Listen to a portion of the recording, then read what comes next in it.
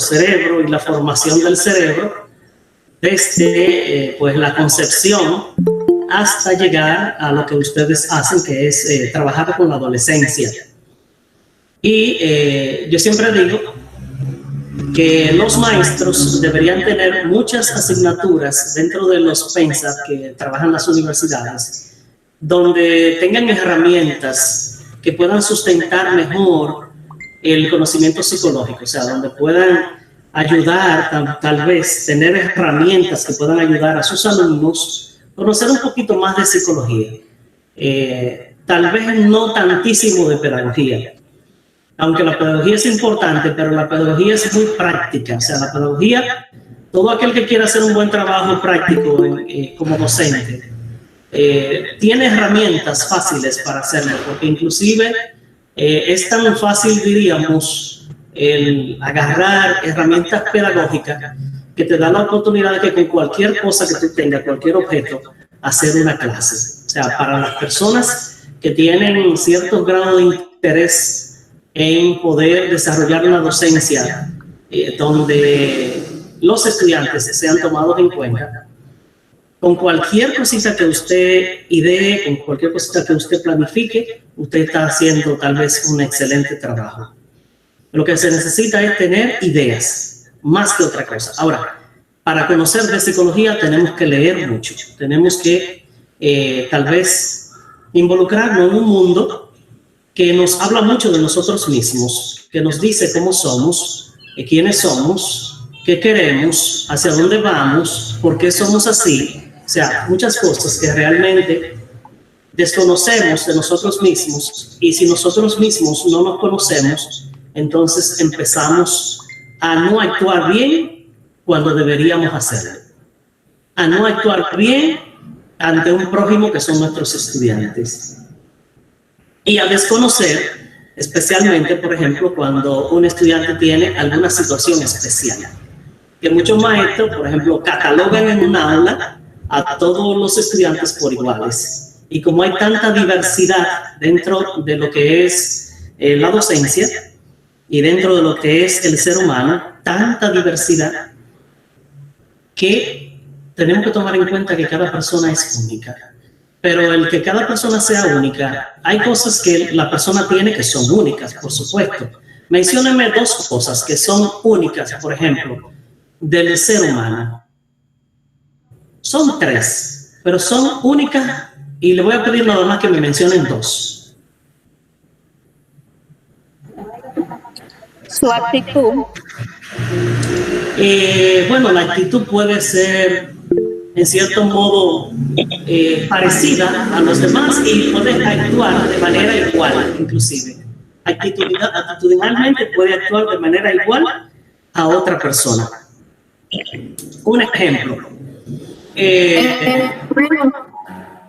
Dígame, Carolina. Yo considero que el ser humano tiene la capacidad de razonar, es muy diferente a otro tipo de ser vivo. Ok, sí, pero eso cuando los estamos comparando con otras especies. Excelente. Cuando los estamos comparando con otras especies, el ser humano es único en esa clase porque tiene el poder del raciocinio. Ok, dice pero Lilian Sanz, dice Lilian dice en el chat que su velocidad de aprender, y Luis Miguel Brito dice que el timbre de voz y el ADN.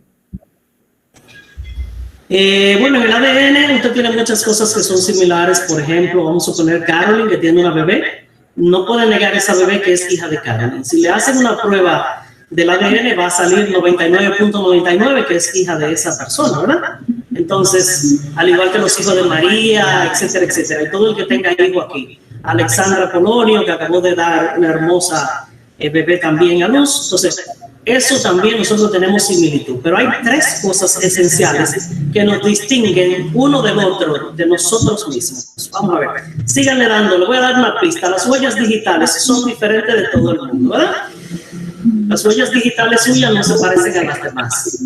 Y por eso... Maestro, yo diría también que sería la capacidad de aprendizaje, porque hay personas que tienen una capacidad de aprender diferente a otra y eso lo diferencia. una de otra. Sí, pero por ejemplo, cuando usted tiene dos estudiantes que los dos lograron magníficamente llegar a un 98, usted dice, bueno, tuvieron un rendimiento similar, por así decirlo. Dos estudiantes que usted vio que se afanaron bastante en el trabajo que usted puso y que le contestaron y que mandaron los trabajos y que esos trabajos no tienen crítica, que pueden igualarse también en ciertos aspectos. María. Yo diría, Sans, la personalidad. O sea, la personalidad tiene características que son particulares y otras que son diferentes, pero al tener particulares, o sea, que son similares a las de los demás, entonces no nos hace totalmente diferente a nosotros en términos de personalidad. Por ejemplo, nosotros en psicología manejamos un test que se llama los 16 estilos de la personalidad, pues que es también dado inclusive a las personas que van a trabajar en las empresas. Y eso, todo el mundo tiene que tener por lo menos algo parecido, ¿verdad? En esos 16 estilos de la personalidad. Segunda característica que nos hace diferente, la iris. Nadie tiene la iris igual que el otro. Por eso, por ejemplo, hoy en día se usan detectores a nivel de los aeropuertos. Cuando usted va a pasar, inmediatamente usted le enfoca una cámara, le dice, esa es Carolyn Lizardo, la que tiene una sonrisa hermosa. Esa es María Martín. O sea, usted inmediatamente tiene una configuración de su haber como ser humano, ¿verdad que sí? Y la tercera, y más importante aún, es el cerebro. El cerebro de cada quien es diferente. Totalmente diferente. ¿Ok? O sea, son tres características que quiero que la tengan muy pendiente de hoy en adelante, que son cosas que nos distinguen uno del otro. ¿De acuerdo? Entonces vamos a ver cómo vamos compartiendo algunas cositas aquí. Y me pueden interrumpir, pueden preguntar. Esto tiene que ser dinámico para que no suene un poquito aburrido. ¿De acuerdo? Así que no se sienta en confianza, no se sienta cohibido. Pregunte todo lo que usted entienda que puede preguntar. Y de este lado lo que vamos a tener es felicidad por saber de que hay alguien que está interesado en saber algunas cosas. Y repito, si me la sé, con mucho gusto. De no sabérmela, pues seguimos investigando. ¿De acuerdo? Muy bien. Entonces, no sé si lo pueden ver ahí, ¿verdad? Todavía. ¿Pueden ver la presentación ahí? No. no. No. Tiene que volver a presentar. Vamos entonces. Ok.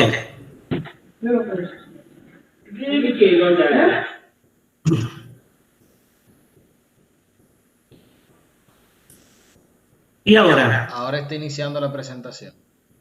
Ya puede buscar la diapositiva. Ok. ¿Se ve o no se ve? Se ve la parte de su presentación. Ahora no se ve la diapositiva todavía. No, o sea, hay un cuadro. ¿Qué pueden ver ahí?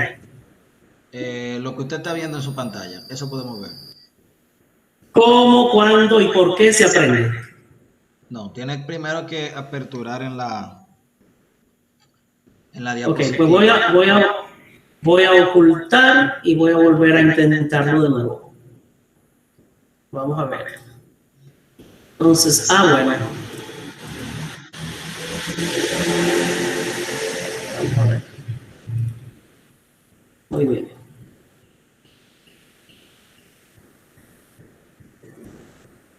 Pantalla completa. Okay. No le di pantalla completa, le di solamente una parte. Una ventana. Para que nos estemos entonces. Ajá.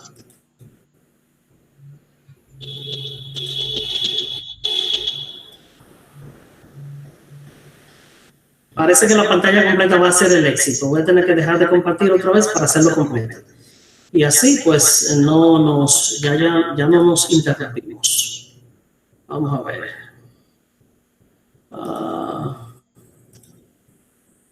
Ahora sí.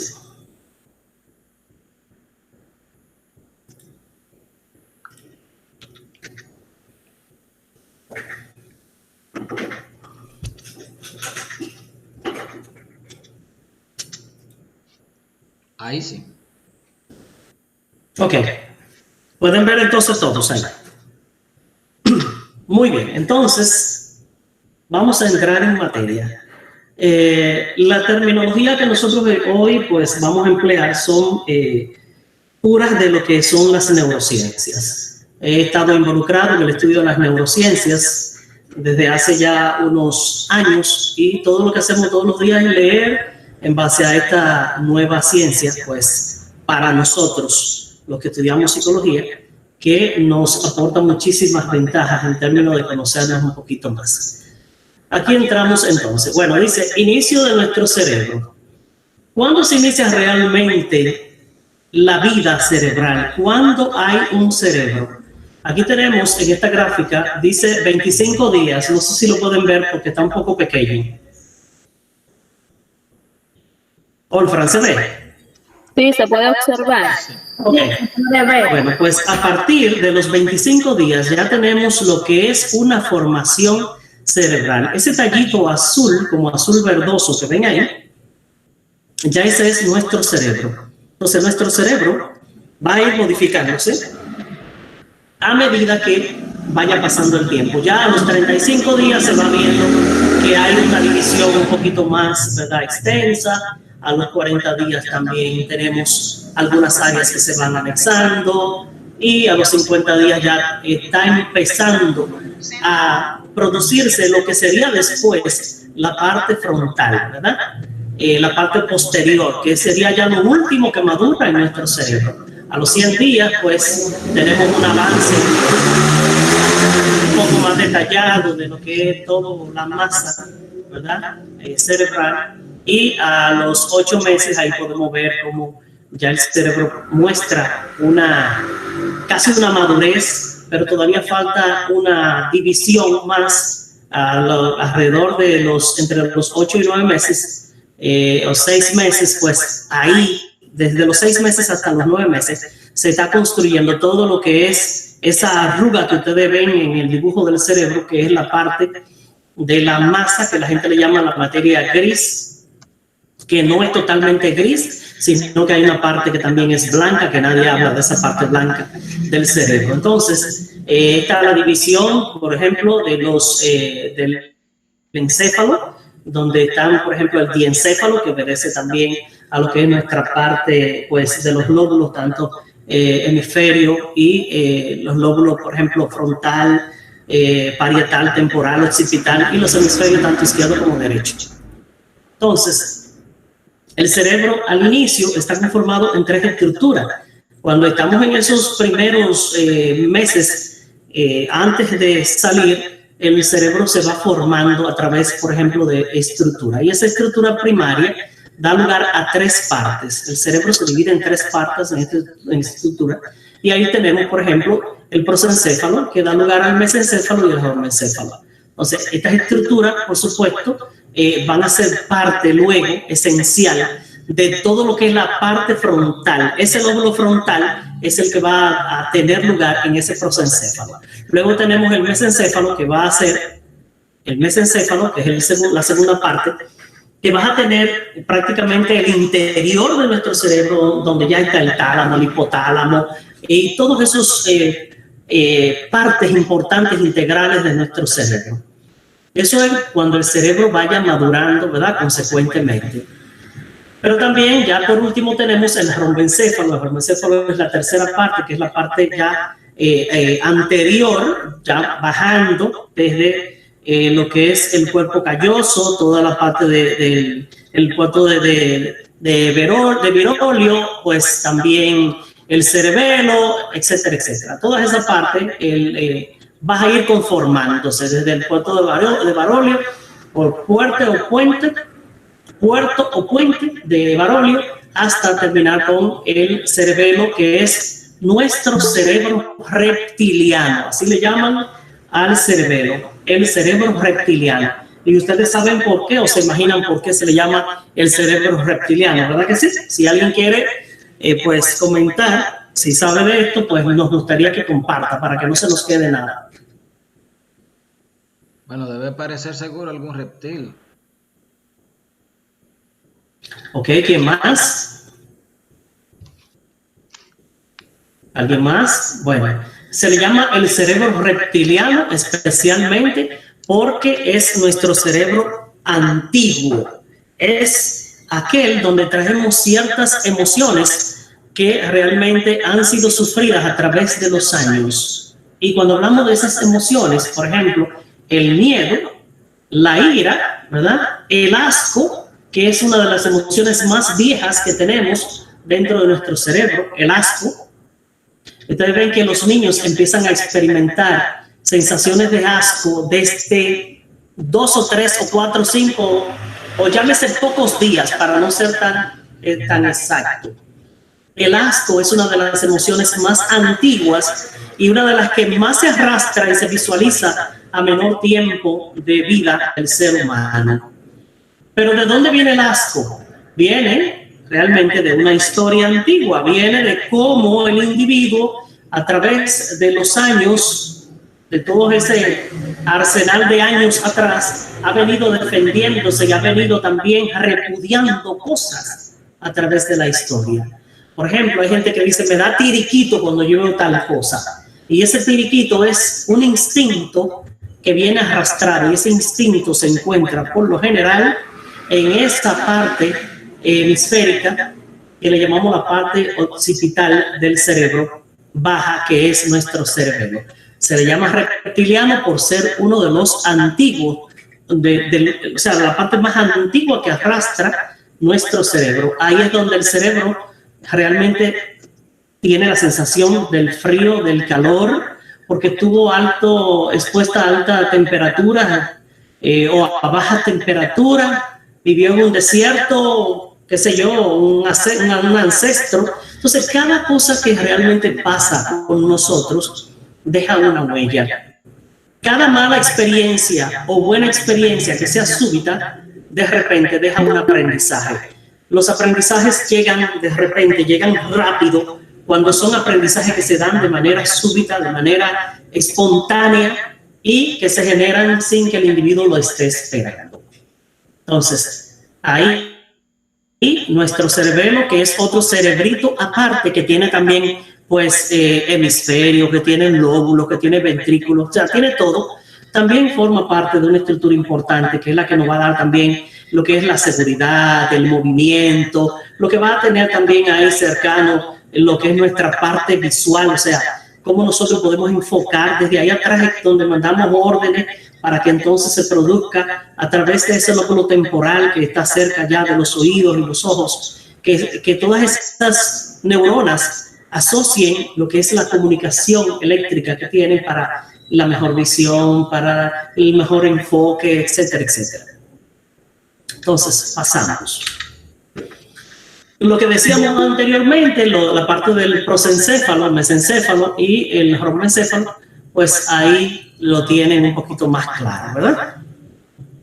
Recuerden que cualquier pregunta pues, pueden irla haciendo, porque aquí hay muchas cositas que pueden ser nuevas y entonces, para que no se queden con dudas, pues le damos la libertad de que pueda preguntar todo lo que quiera, ¿de acuerdo?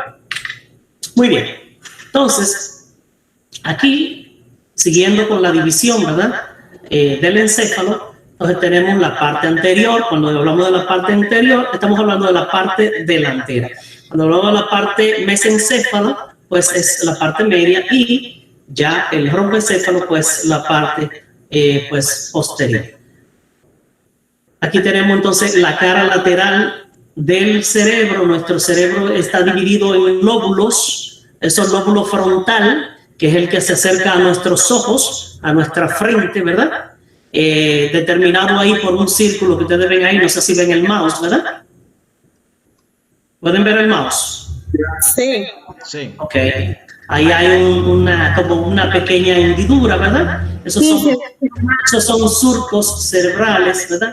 Que van entonces, está dividido como un pequeño surco. Hay 2 surcos que son muy importantes en nuestro cerebro, o 3 en particular. Entonces, ahí tenemos un lóbulo parietal, que es el lóbulo superior, luego de la parte frontal. Tenemos el lóbulo occipital, que es la parte que da al cerebelo, y el lóbulo temporal, que es 2 veces, o sea, está replicado porque está en cada uno de nuestros laterales. ¿Ok? Muy bien.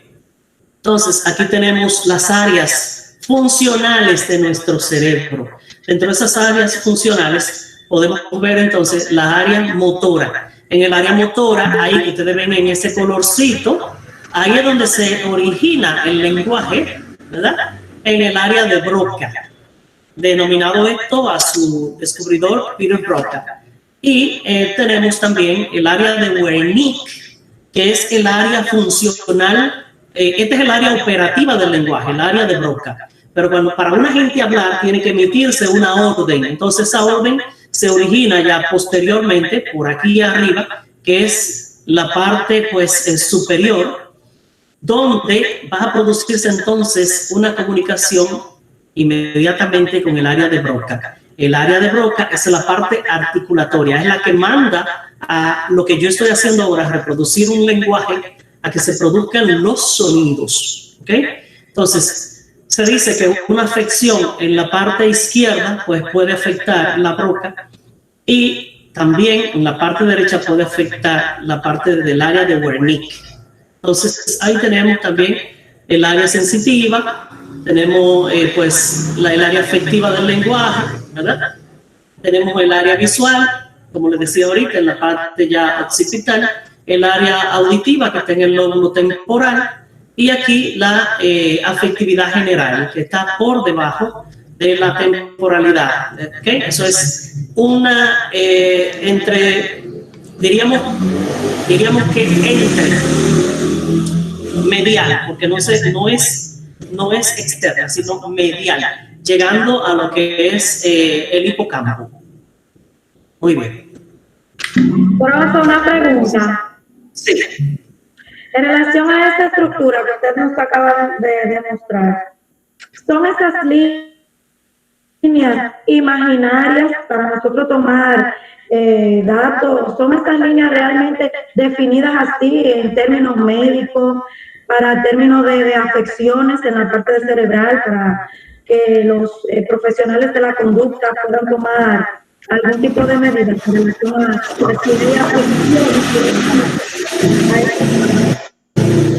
No, o sea, nuestro cerebro particularmente y de manera concienzuda está dividido por unos surcos. Esos surcos, por ejemplo, está la cisura de Silvio, ¿verdad? Déjame ir a la presentación. Ok, vamos a volver aquí. Por ejemplo, esa área es la cisura de Silvio, ¿verdad? Y cada uno de esos circos pues va a tener un nombre.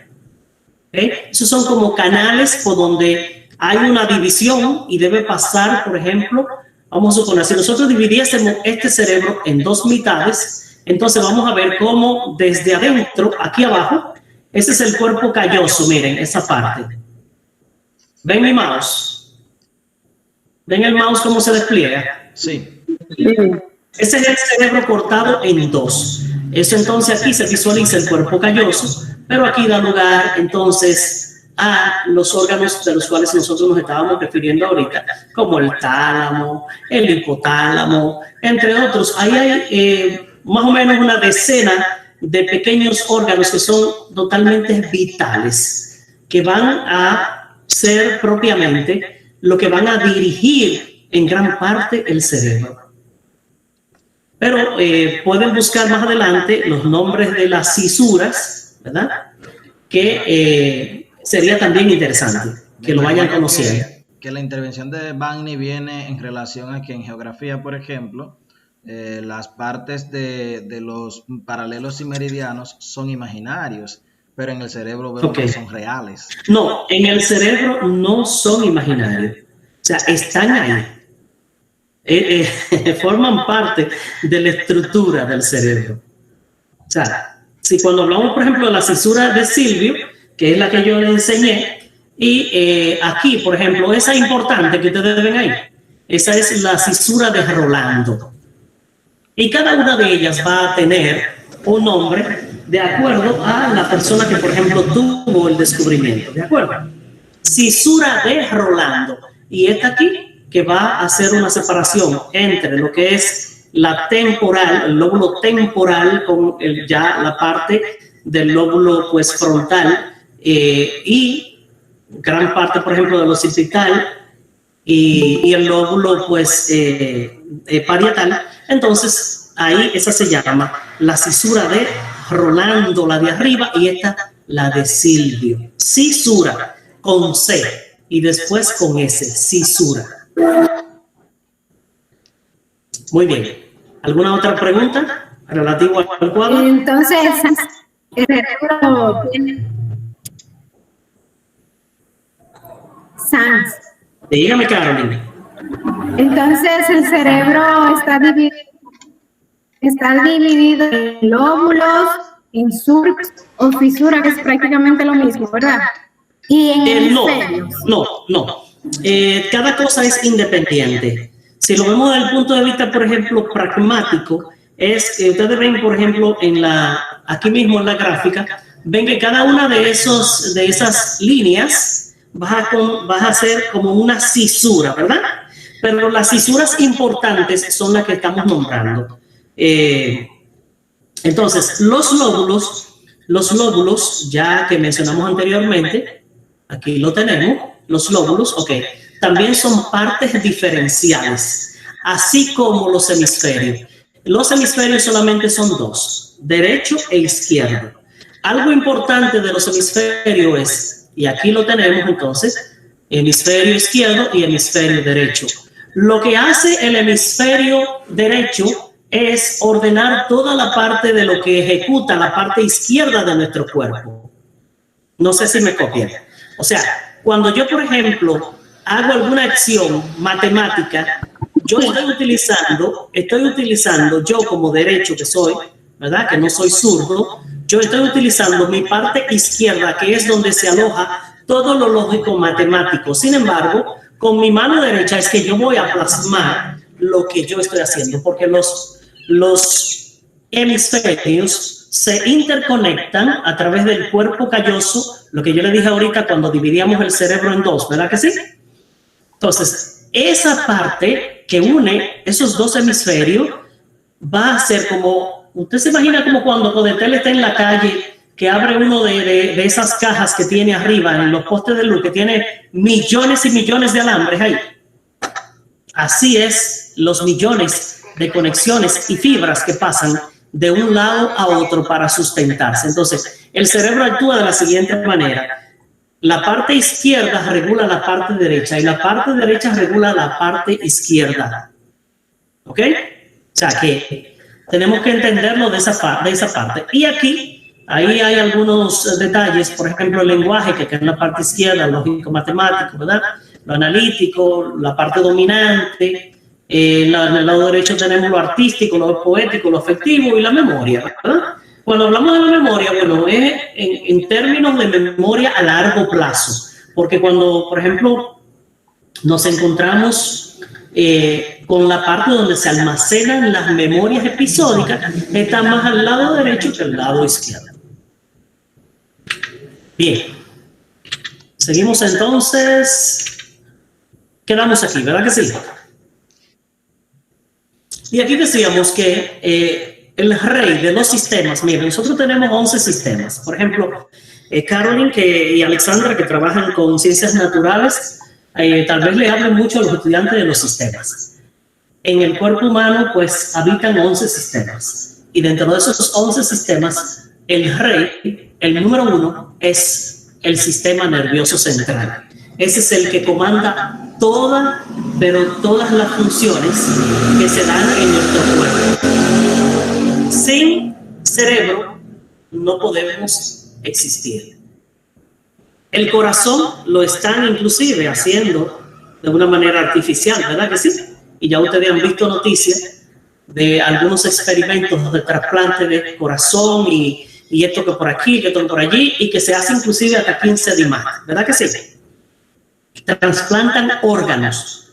Pero una gente, por ejemplo, vamos a suponer, yo mismo que soy operado de la vesícula, sigo viviendo. Me operaron del apéndice, sigo viviendo. Pero si me operan del cerebro, fácilmente quedo con alguna lesión.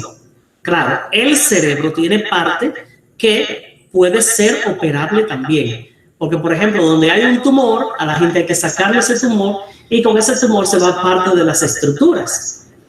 Una vez hace un par de siglos, había un señor llamado Phineas Cage, que lo pueden buscar en Google, Phineas Cage.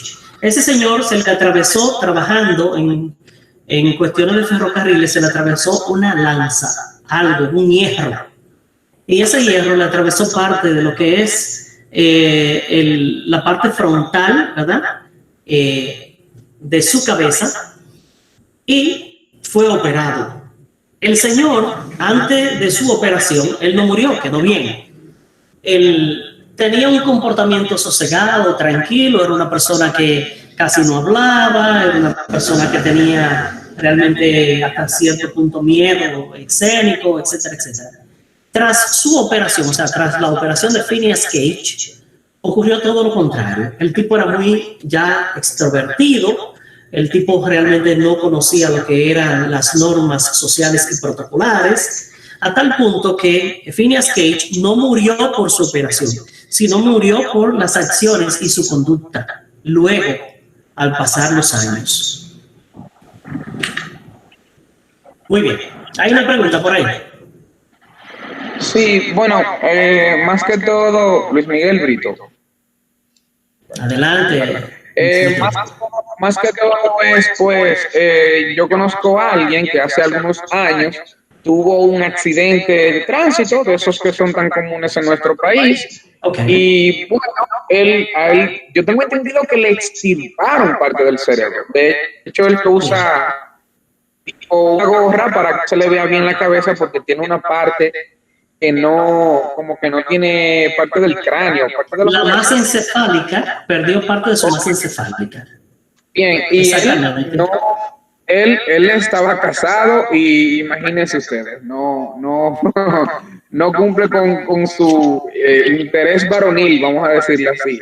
Okay. Perdió el habla, parte de la movilidad durante mucho tiempo, recuerdo. Okay. Bueno, el habla no la ha podido recuperar todavía y tiene como algunas extremidades que no le funcionan adecuadamente. Muy bien, sí, porque ¿de qué lado fue que sufrió más daños? No sabría decirle porque yo antes del accidente nos veíamos así, pero después como que a él no sale mucho y eso. Ok. Entonces, una pregunta más. Sí. ¿Qué pasa, por ejemplo, en el cerebro de un niño autista? De un niño autista pasan muchas cosas. Lo primero que tiene muchas características que lo distingue de los demás niños. Por ejemplo, en el cerebro de un niño autista, en términos de comportamiento, es totalmente diferente a lo que sería un niño naturalmente sin autismo. ¿Por qué? Porque es un niño que no se focaliza, es un niño que no se socializa, es un niño que su parte afectiva está débil, o sea, con papá y mamá es que él tiene más contacto, muchas veces ni siquiera con los mismos hermanos. Es un niño que no mantiene la mirada, es un niño que no declara sus emociones, o sea, no dice me duele tal cosa, o sea que lo que hace declarativa es de berrinche o de dolor cuando siente alguna de estas emociones. Por lo tanto, es totalmente diferente al niño regular, al niño, no lo vamos a decir normal, porque no hay personas normales. Eso tienen que aprendérselo en esta facilitación que estamos haciendo en el día de hoy. Nosotros le decimos a la gente anormales, pero no hay gente anormales, ¿okay? Hay gente que viven ciertas irregularidades y todos, hasta que no se demuestre lo contrario, somos personas regulares. Regulares porque estamos dentro de un sistema regular que identifica que usted se comporta como tal dentro de esa normalidad. Yo me imagino que algunos están abriendo los ojos. Pero eso es un lenguaje muy de los psicólogos. Profesor, yo tengo una inquietud también, disculpe. Adelante. No se preocupe. Yo recuerdo, yo sigo un canal de YouTube, ya yo había escuchado eso, o sea, con relación al izquierdo y derecho, pero con relación tengo una duda. Okay. todos conocemos que hay personas que le dan infarto o ataque y se le queda como un lado del cuerpo izquierdo. Yo soy de un campo, en el campo mío yo conozco una persona que le sucedió eso, le dio un infarto y se le aduerme como un lado del cuerpo, ya sea el izquierdo o el derecho, como que no tiene movimiento. Entonces ahí deja de funcionar lo que es un hemisferio del cerebro. No deja de funcionar un hemisferio. Ha dejado de funcionar porque ha habido, por ejemplo, una interrupción. El cerebro solamente recibe, recuérdense o apréndanselo hoy, el cerebro solamente recibe azúcar y oxígeno. Ese es el alimento del cerebro. De ahí donde el cerebro se alimenta. Entonces, cuando hay una hipoxia cerebral, o sea, cuando hay una falta de oxígeno, se genera un colapso y ese colapso trae consecuencias negativas. Por ejemplo, cuando una gente sufre un infarto cerebrovascular, es porque adecuadamente no ha estado llegando los niveles de oxígeno al cerebro. Por eso hay que estarse chequeando regularmente, porque uno no sabe en cualquier momento qué le pueda pasar. Claro, por otro lado, por ejemplo, cuando usted le da un infarto al miocardio, ya esto tiene más que ver con las grasas acumuladas en sus venas, ¿verdad? Hay un tapamiento, hay un quebramiento de lo que es la corriente sanguínea y eso puede ocurrir, por ejemplo, en cualquier momento y usted no sabe. Ahora bien, nosotros tenemos unas venas, no sé si ustedes ven a Carolyn en la foto ahí anterior. Carolyn, tócate el cuello. Bien, que tú estás ahí. Por ahí, por el lado izquierdo, pasa la carótida común. Y la carótida común es una vena ancha que oxigena todo el cerebro, la irriga. Entonces, para usted saber cuánta cantidad de oxígeno o cuánta cantidad de sangre está pasando por ahí, solamente tiene que visitar un angiólogo y le puede decir cómo andan los niveles. Entonces, cuando una persona sufre un infarto o cuando sufre, por ejemplo, una situación de una trombosis, generalmente por una hipoxia cerebral, alguna zona del cerebro no le está llegando el oxígeno como debe ser. Por eso es importante comer sano, por eso es importante caminar ante todo, no esforzarse levantando 500 kilogramos de pesa, no, es caminar y tomar suficiente agua todos los días. El agua nos va a llevar todo el oxígeno que necesita el cerebro para vivir. El agua es vital y lo voy a publicitar ahora mismo, el que me esté viendo, si me está viendo en una esquinita.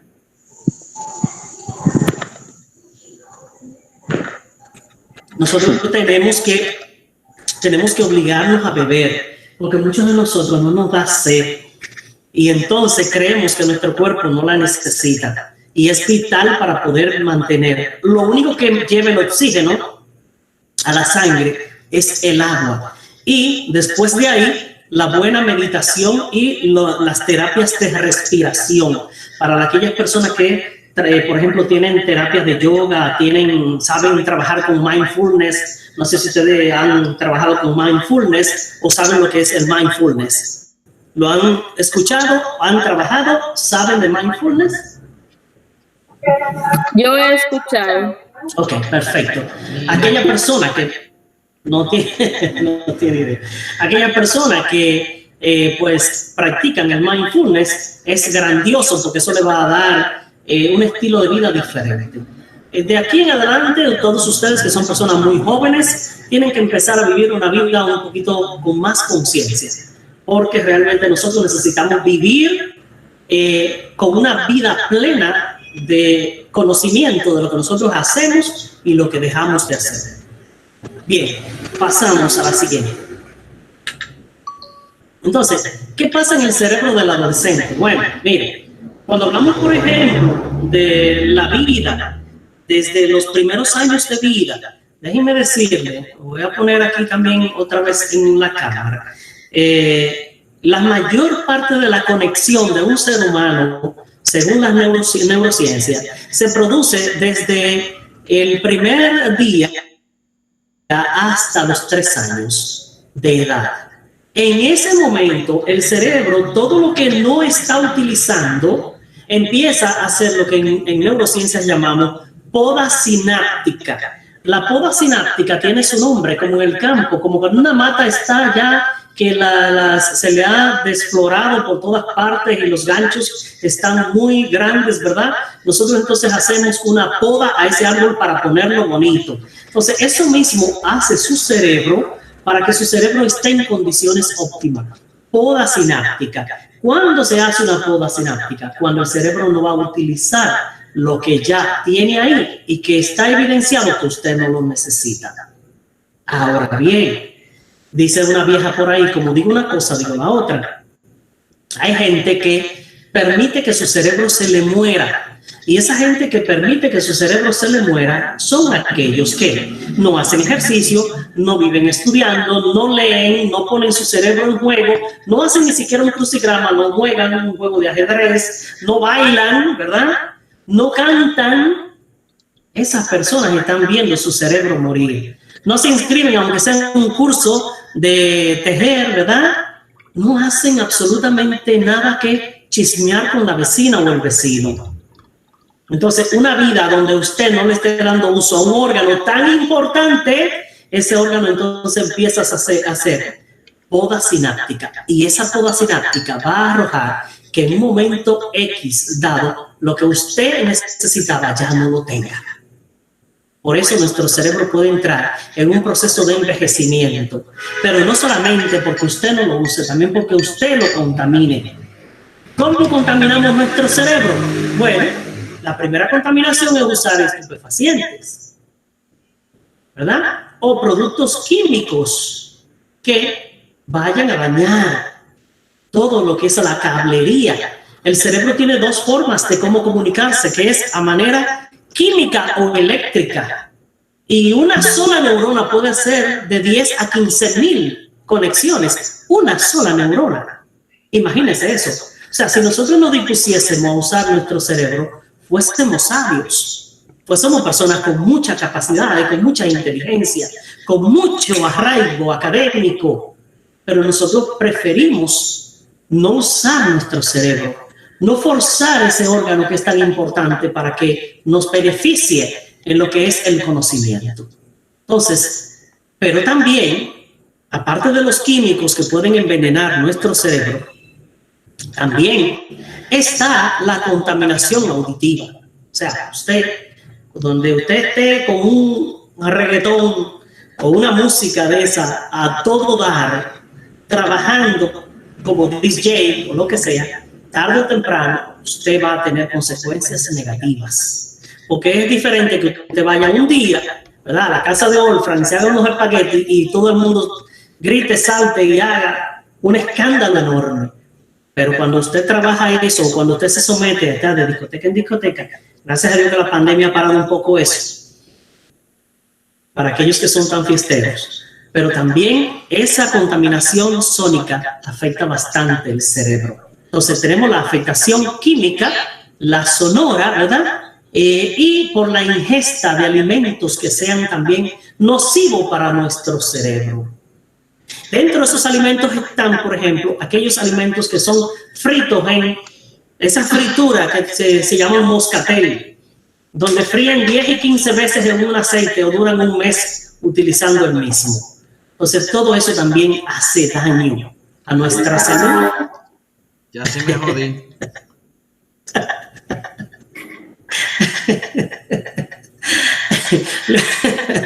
Le hace daño a nuestra salud.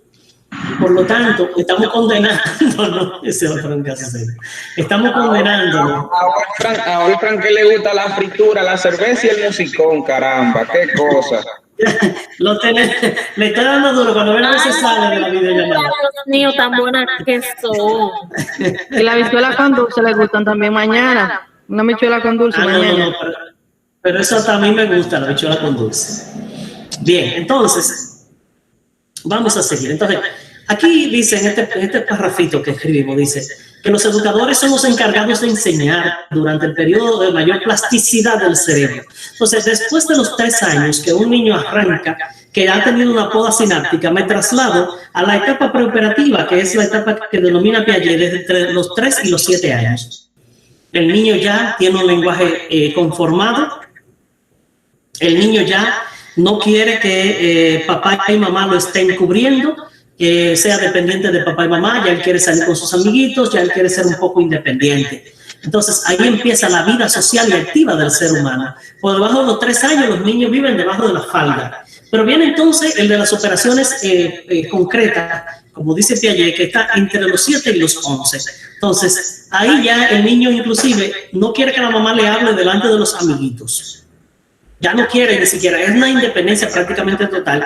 Imagínense qué está pasando entre los 7 y los 11 años. Hay una revolución hormonal en nuestro cuerpo y todo eso es preparando las bases para que nosotros tengamos prontamente, a los 11 años empieza nuestra pubertad, que mucha gente le sorprende un poquito antes. Entonces, ¿qué pasa en la pubertad?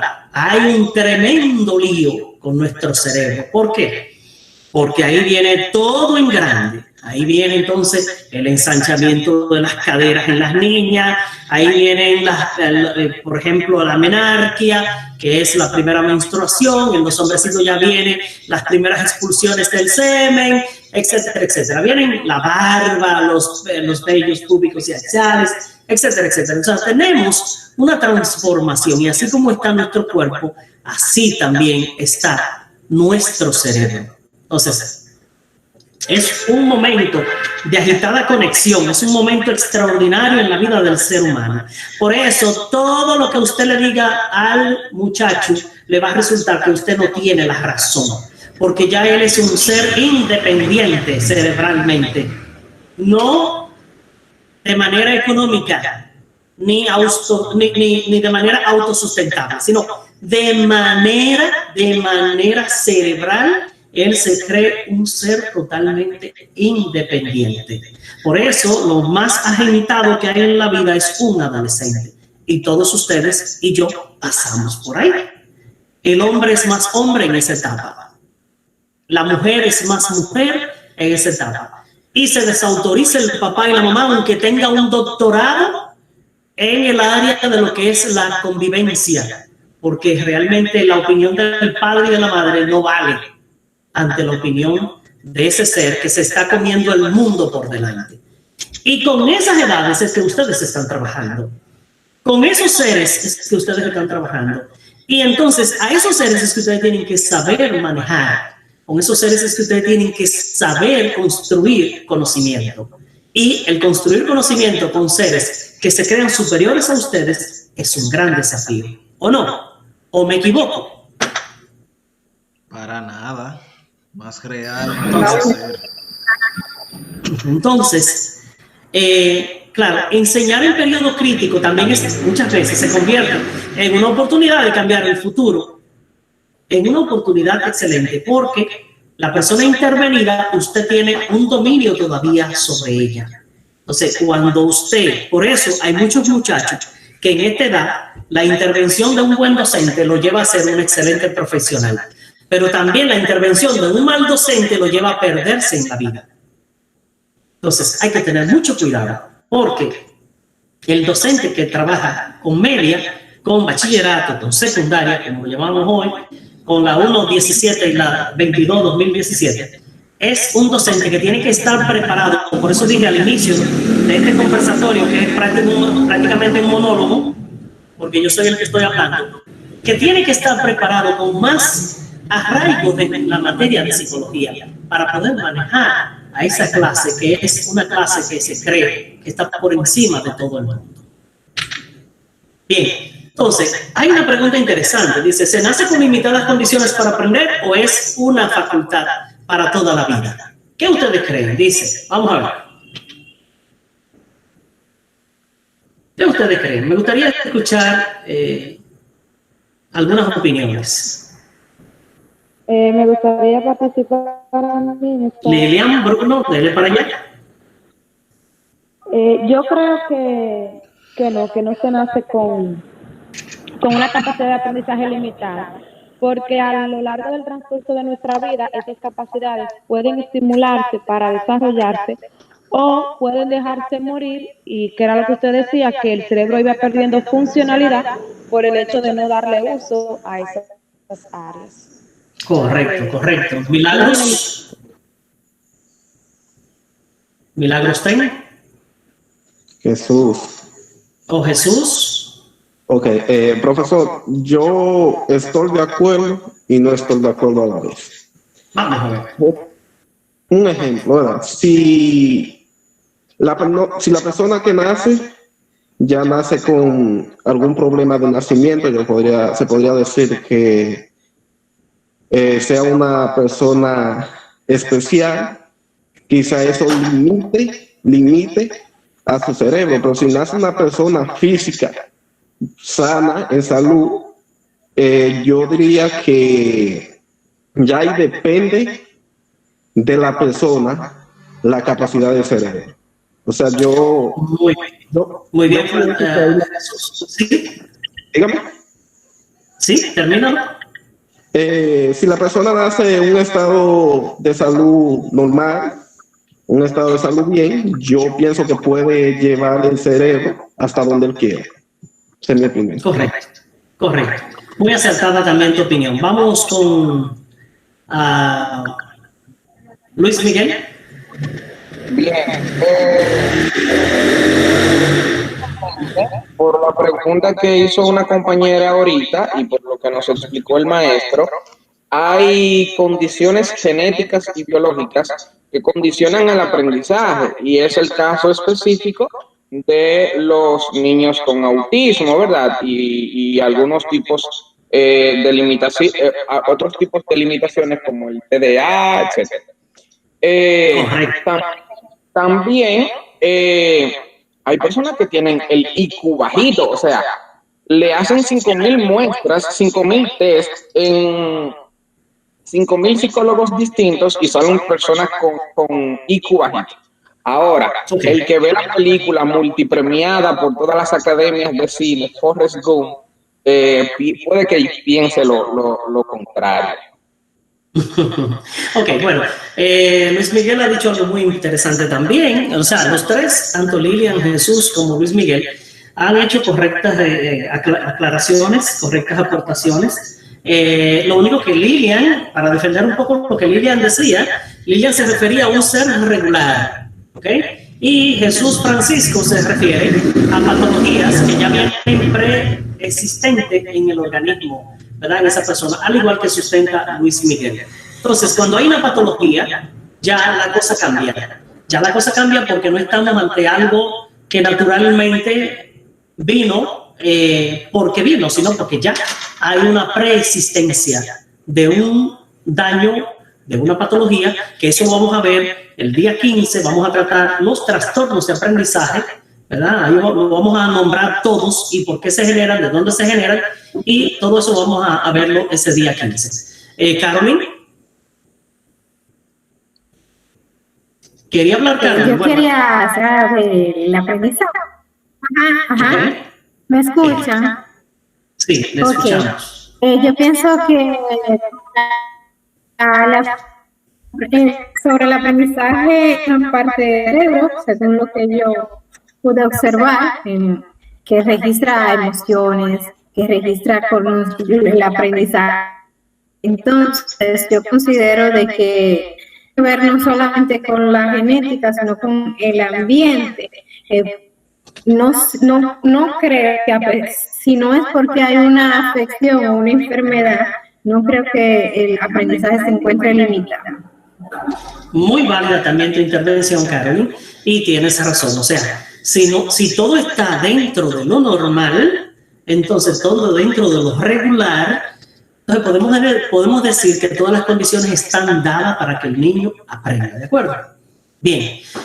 Entonces, pasamos al aprendizaje en la adolescencia. Dice que según la doctora Sana J. Beckmore, el cerebro se desarrolla durante épocas y la adolescencia es una etapa crucial. O sea, como ya habíamos dicho, los estudios en neurociencia demuestran que en la adolescencia no solo cambian las hormonas, sino que durante este periodo también se producen cambios drásticos en el cerebro. Nuestro cerebro está destinado a hacer cambio cada 8 meses. Y las células de otros órganos, por ejemplo, las células de lo que es la parte auditiva, están destinadas a cambiarse cada 3 meses, por ejemplo, pero las células de los ojos pueden cambiar hasta cada 2 días. Entonces, cada uno tiene una temporalidad. Pero ¿qué pasa? Nosotros tenemos dentro de nuestro cerebro algo que se llaman, esos impulsos que nosotros le llamamos impulsos eléctricos o químicos, vienen dados por lo que ya tanto Alexandra, Caroline han manejado en ciencias naturales, que son los neurotransmisores. Entonces, esos neurotransmisores van a tener una importancia capital, porque algunos son inhibidores y otros son excitadores o excitatorios. Entonces, y algunos sirven como de referee para decirle un nombre. Son aquellos como que vigilan y están al tanto. Pero además, cuando una persona, por ejemplo, vamos a suponer, por citar un caso, una persona que tiene un déficit de dopamina, ¿qué va a pasar con esa persona? Tarde o temprano, en su etapa adulta, va a caer en un Parkinson, lamentablemente. Pero una persona que tenga una sobreabundancia de dopamina, es posible que caiga en una esquizofrenia. O sea que, como quiera, los dos extremos son malos. Por eso nosotros tenemos que ir examinando nuestra salud mental. Ir a un psicólogo, ir donde un psiquiatra es ver al diablo, y no debe ser así. Debe ser una persona que el profesional debe estar consciente de que son profesionales que se necesitan para nuestra sana salud. Recuérdense que lo que tiene menos remedio es el cerebro, porque es donde menos investigaciones todavía han podido llegar. Entonces, usted le duele una uña, usted se toma un calmante y lo sana. Pero usted tiene un dolor de cabeza, también se toma un calmante y lo sana. Pero usted tiene una condición y usted no se sana. Por ejemplo, un niño con dislexia, con disgrafía, con discalculia, ¿verdad? Con cualquier otra condición. Esas son condiciones preestablecidas y que no se van a sanar a lo largo de la vida. Van a mejorar. O sea, no tienen cura, para que ustedes lo entiendan así tácitamente. Bien, entonces... Maestro.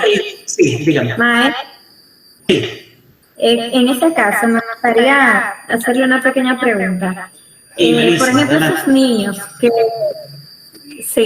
esos niños que le dan a veces algunos diagnósticos que, por ejemplo, les sale muchas veces que tienen atrofia, luego le cambia el diagnóstico, le dice que solo tiene un poquito de líquido en el cerebro, y esos niños se van desarrollando muy bien, o sea, no se le ve ninguna dificultad ni para caminar, ni para hablar, o sea, todo va muy bien. Es probable que ese niño o niña en el futuro presente un problema para aprender. O sea, puede ser que todo se desvíe, aunque parezca estar bien. Si la condición es motriz, por lo general, se tiene éxito en los tratamientos. Si la condición es motriz. Si la condición es cognitivo, o sea, si tiene doble vía, entonces podrían quedar secuelas o podría tal vez la cuestión empeorar con los años. Todo depende. Pero generalmente esos tipos de condiciones son motriz y tienen mucho éxito en lo que es su terapia o su tratamiento. Bien, entonces, seguimos. La plasticidad cerebral.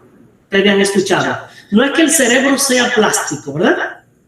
No estamos hablando de que el cerebro tiene un plástico metido o nosotros tenemos un plástico metido en el cerebro. No, cuando hablamos de plasticidad cerebral, hablamos de que nuestro cerebro es capaz de adaptarse, capaz de regenerarse, capaz de modificarse, capaz de inventarse. Y eso es una gran ventaja, una gran noticia para todos nosotros, porque nos da la oportunidad de poner en práctica momentos de sanación para muchas cosas. Por ejemplo, ahora Ibelice me estaba planteando una situación que si es motriz, el cerebro puede sanarla. Entonces, si es cognitivo, puede mejorarla. No necesariamente la sana, ¿de acuerdo? Entonces, cuando hablamos de la plasticidad cerebral, el cerebro se transporta hacia lo que le interesa para poderlo regular, mejorar y sanar. Y ahí entra, este es el núcleo más importante dentro de este tema, la plasticidad cerebral. Aquellas personas que, por ejemplo, han tenido un hábito,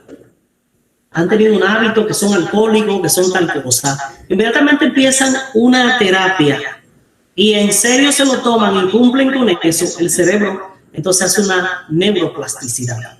¿Qué va a hacer el cerebro? El cerebro va a tratar de que ese individuo, claro, ahí están las emociones, le va a generar emoción suficiente para que el individuo trate de mantenerse abstemio o trate de mantenerse sin el consumo de estupefaciente. Entonces, claro, hay algunas técnicas también ambientales que van a ayudar, la familia, los amigos, vamos a ayudar también en algunas aromaterapia, teterapia, etcétera, etcétera. Muchísimas cosas que pueden ser corresponsabilidad de terapias alternativas que van a ayudar para que una gente pueda mejorar también ciertas condiciones. Entonces, inmediatamente nosotros hacemos, por ejemplo, los niños, después de los 3 años, empiezan a hacer una interacción, por eso se le quieren ir a los padres de los brazos ya no quieren que lo tengan cargado, ya lo que quieren es estar correteando con el amiguito de aquí y allí, haciendo una vida social, que es lo que le importa a ellos para su desarrollo, porque han visto que estando metidos en el seno de su mamá no van a cambiar su desarrollo per se como seres humanos. Entonces, la plasticidad es lo que nos da realmente a nosotros la oportunidad del impulso de mejoramiento de todas nuestras actitudes, de toda nuestra conducta. Entonces, creo que, porque me dijeron de 1 hora, pero a mí me falta para esta presentación como unos 15 minutos. Y si ustedes quieren, cortamos y los retomamos para más adelante o no sé. Terminamos. Tenemos hasta las 30 disponible para usted. Ok, vamos a tomarnos por lo menos 15 minutos, con el perdón de ustedes, ¿sí? Entonces, ok. Los aprendizajes según los expertos. Ustedes mucho han escuchado hablar de los expertos. Por ejemplo, los primeros que hablaron de aprendizaje y conducta con algunos experimentos que ustedes también se les ha dicho en la universidad. Ahí tenemos, por ejemplo, a Ivan Pavlov y John Watson, que se considera el padre del conductismo. Bueno, pero después, por ejemplo, cada uno de ellos fue siendo emplazado por diferentes autores que dentro de su misma corriente trataba de desarticular o trataba de aportar algunas cosas que eran importantes desde el punto de vista del conductismo, pero con otros agregados. Por ejemplo, ahí tenemos a Edward Thorndike, que estableció el conexionismo, que es por ensayo y error. Algo muy famoso en la educación, que a partir de los años 80, con el modelo revolucionario, que vamos a ver ahorita, emprendió sustentándose en el conexionismo, donde el individuo ya no es dependiente del maestro, donde el individuo ya no importa que el maestro esté en el aula o no esté, el maestro después de una tarea, el conocimiento es autosustentable, autodirigible, el conocimiento hay que buscarlo, etcétera, etcétera. O sea, ya eso me fui desde el inicio prácticamente hasta el final. Pero, por ejemplo, Edwin Guthrie habla del aprendizaje asociativo. Y dentro de ese aprendizaje asociativo tenemos, por ejemplo, que la gente siempre tiene que partir desde un objeto o desde un conocimiento previo para poder entrelazar un conocimiento con el otro. Para él eso es fundamental, que contemos con algo que sea, por ejemplo, nuestra base para poder entonces impulsar en el nuevo aprendizaje.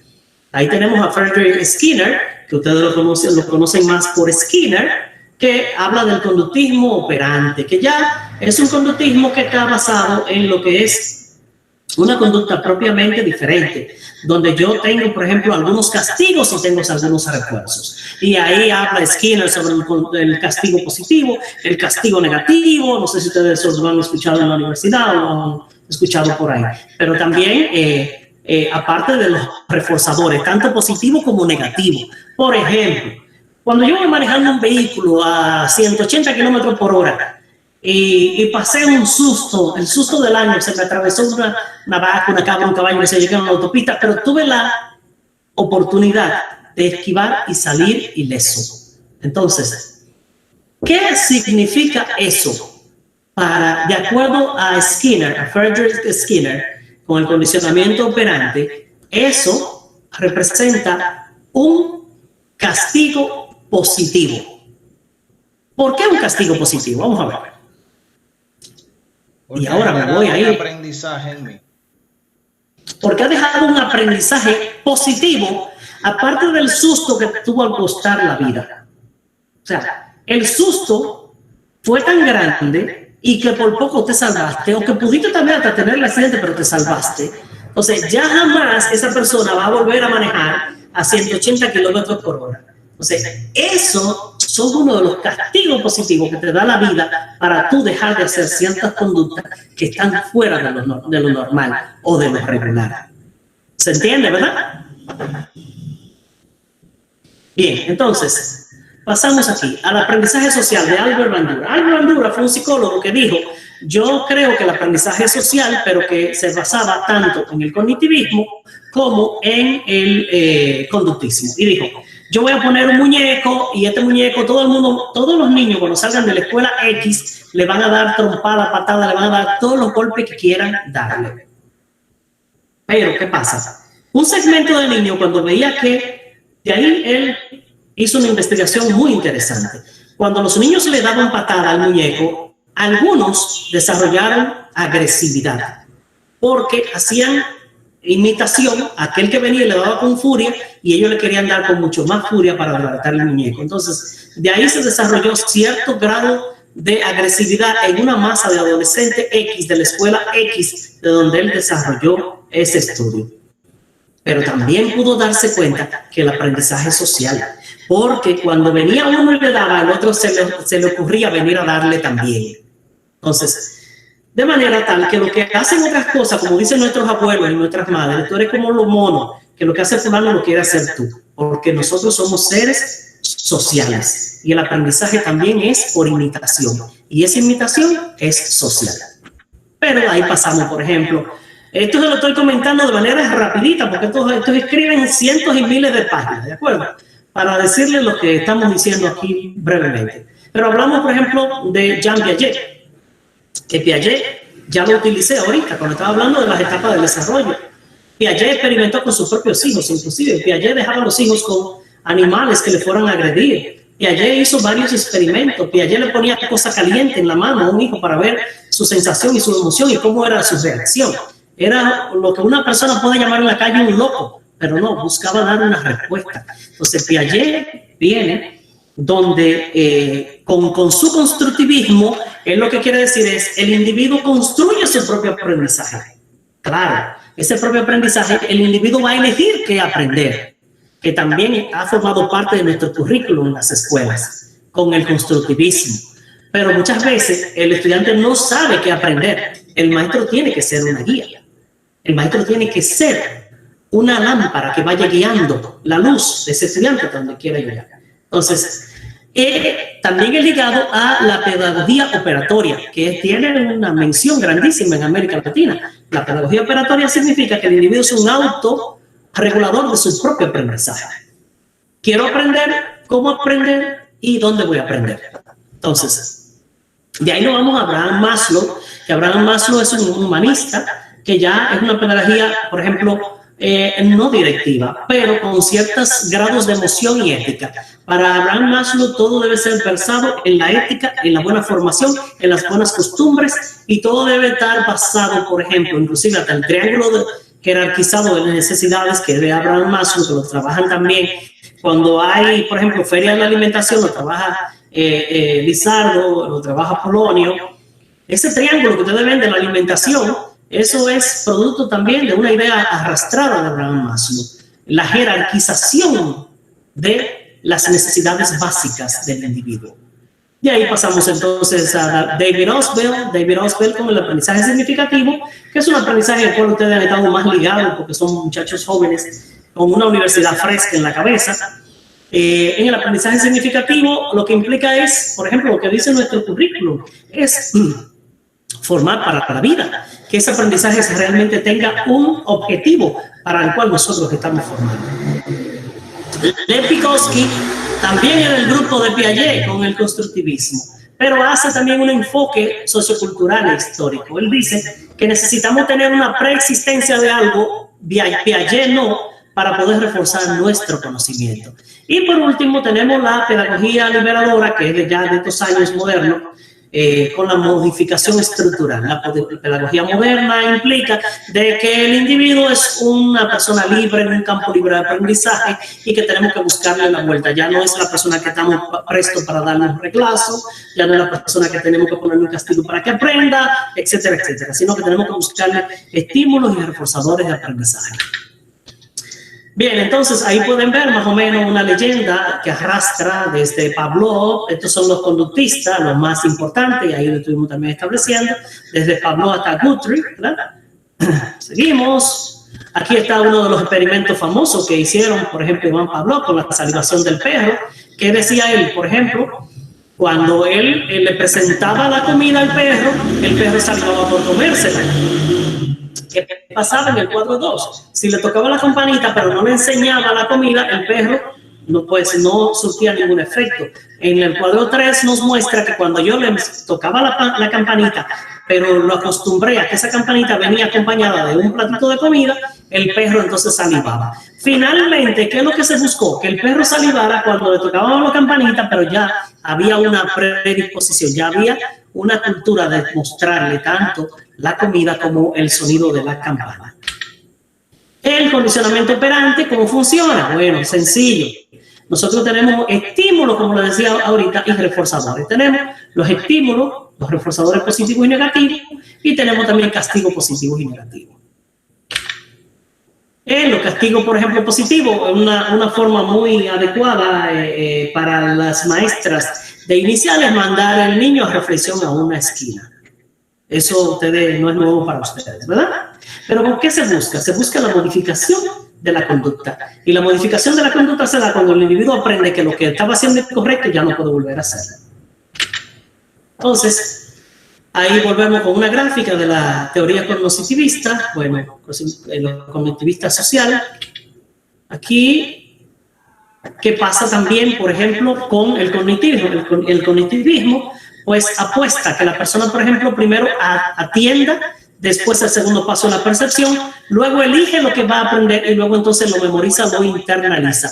Y finalmente entonces puede dar una respuesta. O sea, que usted tiene primero que prestar atención, luego percibir lo que usted le está mostrando, elegir qué usted va a aprender, puede dar una respuesta o no, pero almacena. Y al almacenar, entonces, eso pasa a la memoria a largo plazo. Y ahí se produce el aprendizaje de por vida. Aquí está la teoría de la información.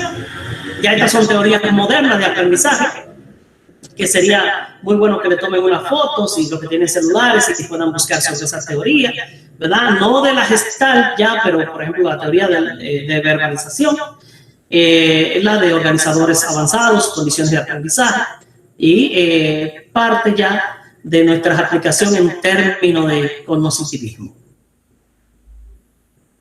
Me muevo, por si acaso alguien está tomando. A la 1, a las 2 y a las 3 me moví. Entonces la teoría cognitiva, como ya le dije, o sea, ahí están los exponentes. Está David Ausubel, Robert Gagne y Howard Gardner. Howard Gardner es aquel teórico que habla de las inteligencias múltiples, que primero mostró en su tesis en el 91, 89 fue en realidad en Harvard, pero eso salió ya a la luz al inicio de los 90, las 8 inteligencias, y después le anexó la inteligencia existencial, la 9ª inteligencia. Ya después tenemos la oportunidad de hablar qué tanto es efectivo hablar de 8 o 9 inteligencias.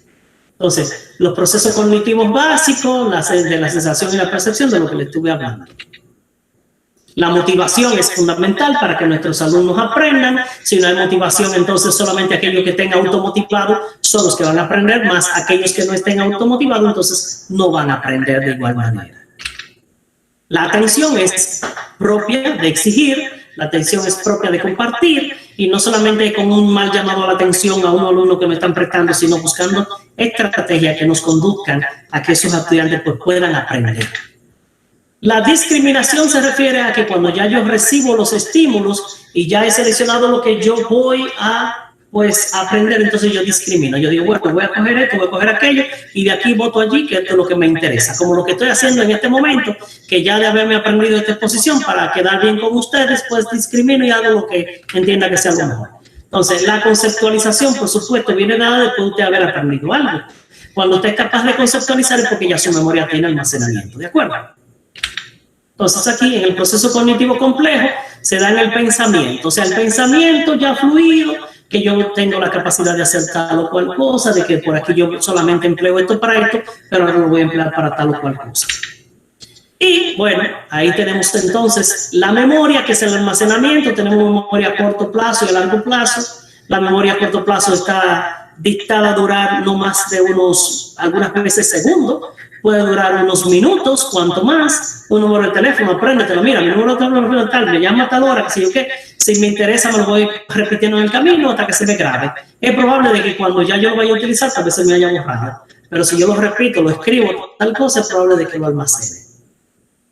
Entonces, aquí tenemos el cerebro y la memoria. Tenemos, por ejemplo, memoria, córtex frontal de la memoria. Ahí tenemos la memoria de trabajo, en la parte de nuestra frente. Todo eso que llega hasta la parte de la segunda parte de mitad de nuestro cerebro, que es el mesencéfalo. Ahí tenemos entonces prácticamente hasta ahí la memoria de trabajo. Todo con ese cuerpo estriado que ustedes ven ahí, todas esas arrugas. Luego la memoria perceptiva semántica, que ya se encuentra interna, donde usted está viendo ese rosadito que está el hipocampo, está la memoria ahí incrustada, está el cerebro, etcétera, etcétera. Y está, por ejemplo, la amígdala, que es la parte donde se almacena la memoria emocional, que es lo que a mucha gente le hace falta, tener inteligencia emocional, cuando su amígdala no está funcionando como tal. Entonces, ahí tenemos el cerebelo, la parte final, donde está mostrando una flechita, que es lo que marca el tiempo, el ritmo, los movimientos, etcétera, etcétera. Aquí el hipocampo, la parte que está como mamey, que es de la memoria episódica y semántica, ¿verdad? Como la tenía el doctor Joaquín Balaguer. Entonces, claro que todo lo anterior visto, pues eso lo resumimos en un isomorfismo teórico. Cuando hablamos del isomorfismo, estamos hablando de que todo esto que vimos anteriormente nos conduce a que cada una de esas partes es importante para llegar al aprendizaje. Entonces, ¿quién se considera inteligente? Ahorita estaban hablando sobre algunas fases de las inteligencias y eso, pero ya el tiempo se me vence aquí. Cuando yo entre el día 15, Dios mediante, le voy a terminar esta partecita, le voy a dar 5 minutos ahora para que me traten de preguntar algunas cositas. Ahí voy a dejar de compartir la presentación y volvemos aquí brevemente para que en 5 minutos nomás, y perdonen que lo haya cansado, agobiado tanto, con tanto hablar, entonces me puedan hacer cualquier intervención, cualquier pregunta. Bueno, no es agobio, sino un momento de aprendizaje interesante, conocer todas las partes que tiene nuestro cerebro y más nosotros que somos docentes. Es un tema bastante interesante que debemos tomarlo en cuenta y más hoy en día con la forma de comportarse de cada adolescente, que cada día más es un mundo diverso en cada uno, que tenemos que prestar atención. Y volvemos al inicio de nuestra exposición y recuérdense que tenemos 3 cosas que nos identifican como únicos. Yanira. Ajá. No me lo olviden, ADN, el iris y el otro es tenemos las huellas digitales, tenemos los iris y tenemos el cerebro. Ok. Correcto. Gracias. Vamos a ver, ¿alguien más? Siempre, Yanina, muy buena su intervención. ¿Alguien más? ¿Alguna aportación? ¿Alguna preguntita? Yo sé que ustedes tienen hambre, pero yo también. Jesús, Francisco, vamos a ver. Profesor, ahorita yo, entré un poquito tarde, pero gracias a Dios pude, cuando usted estaba explicando el hemisferio izquierdo y derecho. Eso es lo que define una persona, usted sabe que tenemos personas que son zurdos, que usan su brazo zurdo más que el derecho, más. Eso le puede dar como un ejemplo, el hemisferio izquierdo se usa más que el derecho. Es lo que define que una persona sea zurdo o sea derecho. Bueno, la gente que es zurda es una condición motriz, ante todo, motriz. Es una elección propiamente del mismo cerebro en la formación fetal.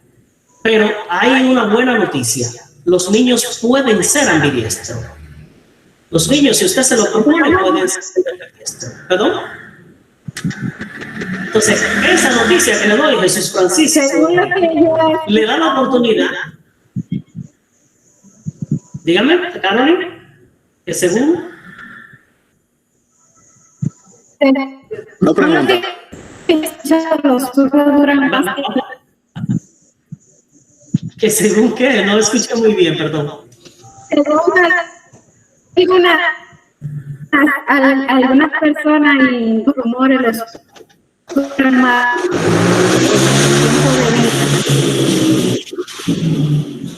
Ok. Ya. Vamos a ver, Jesús. Una pregunta, maestro. Ok, vamos, Jeffrey. Vamos arriba. Respecto a la persona que pueden ser ambidiestros, usted dijo, ¿no es así? Yo tengo sí, claro, que ambidiestro es muy difícil que se sea, razón de que tiene que realizar la misma tarea con ambas manos. Entonces, sí, correcto. Desde pequeño tiene que inculcársele desde niño, o sea, trabajarle eso, porque correctamente. La pregunta es la siguiente ahora, ¿cómo se le trabaja eso a un niño?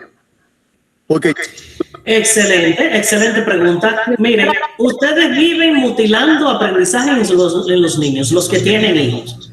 Ustedes prefieren algunas veces que los niños sean derechos y otros que sean izquierdos. Entonces, inmediatamente usted cuando un niño empieza a exhibir su lateralidad, que así que se llama lateralidad, ¿verdad? Entonces, usted empieza a mutilar esa lateralidad que no debe ser. Entonces, ¿cómo podemos nosotros ayudar? Primero, conociendo que un niño puede ser perfectamente ambidiestro, sin necesidad de que nosotros le tronchemos su lateralidad. Y eso con ejercicio se logra. Por ejemplo, si usted le está enseñando béisbol, inícielo en el bateo a ambas manos. Si el niño está aprendiendo a escribir, denle la oportunidad de que el niño agarre el lápiz con cualquiera de las manos que quiera. Inclusive estimúlalo a que lo utilice. Si le estaba con el izquierdo, estimúlalo a que use el derecho, porque va a ser una cosa muy oportuna. Yo estoy seguro que muchos de nosotros, los que somos derechos, si perdemos la parte derecha con la izquierda, no nos sabemos lavar ni siquiera la cara. Entonces, eso de nosotros hacer cosas con la izquierda, los que somos derechos, es muy difícil. Pero así también los que son izquierdos, los que son zurdos, hablar de que van a hacer con la derecha que nosotros utilizamos es muy difícil. Y eso es porque nosotros nos condicionaron. Desde el inicio tuvo esa condición. Nosotros tuvimos condicionados a un comportamiento X de nuestro cuerpo y a una movilidad X, que eso nos condujo hasta tal situación, la que tenemos ahora.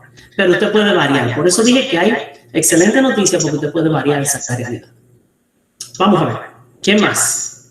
Sí, yo quiero hacer una aportación sobre eso. Joana Carolina, vamos arriba.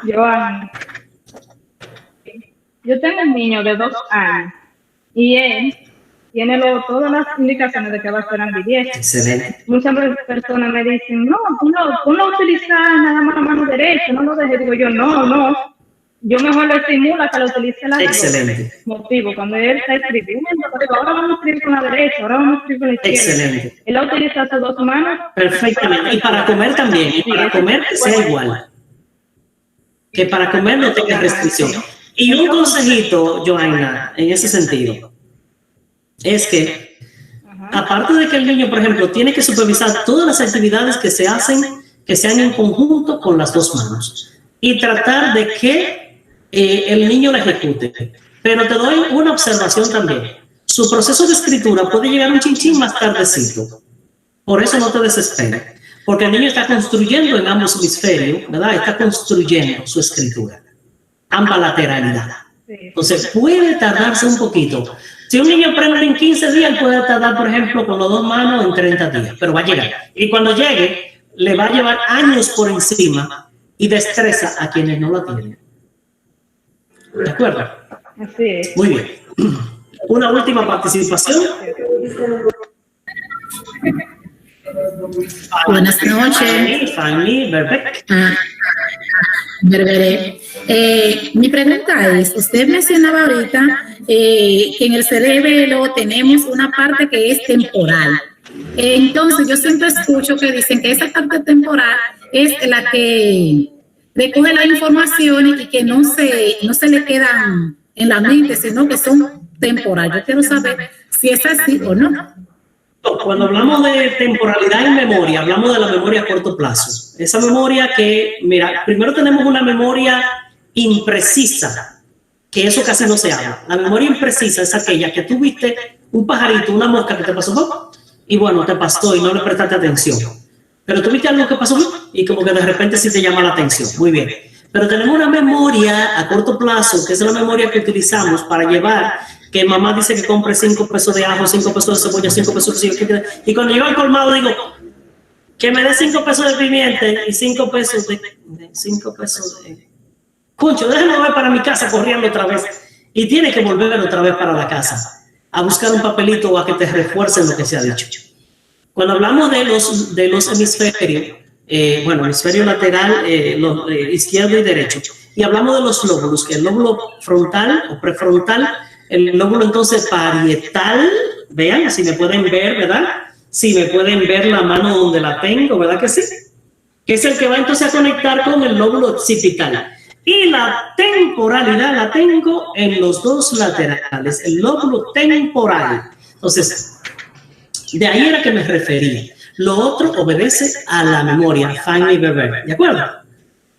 Bien, creo que con Fanny nos podemos ir, ¿verdad que sí? Yo pues agradecido de su atención y esperemos de que pues el día 15, que es nuestra próxima intervención, podamos darle una pinceladita a esto y ya terminar, ¿verdad?, con algunas cositas. Y pueden guardar algunas preguntas que tengan y eso, y ahí también las vamos a hacer. Bien, pues, feliz noche para todos. Cuídense de mucho. Buena cena, buen sueño. Buen descanso. Muchas gracias a todos. Gracias, Sans. Gracias a ustedes. Bye.